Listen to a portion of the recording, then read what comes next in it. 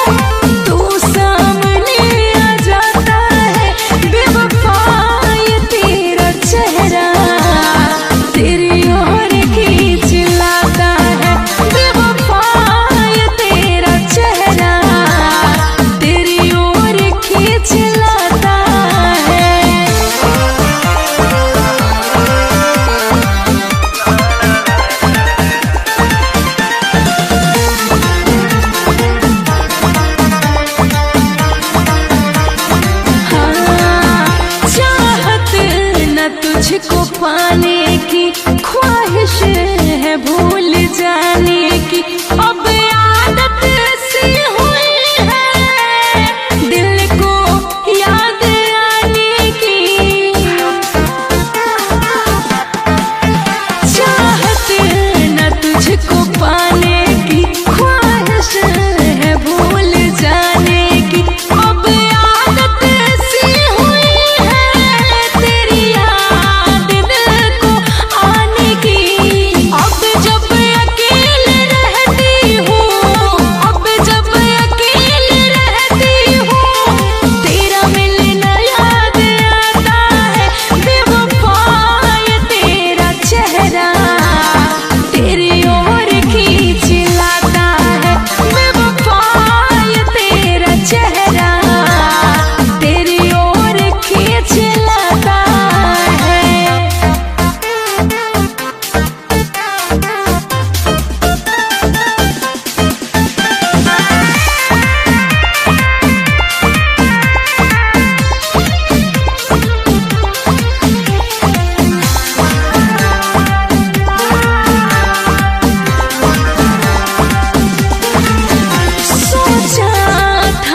बसाएंगे जिंदगी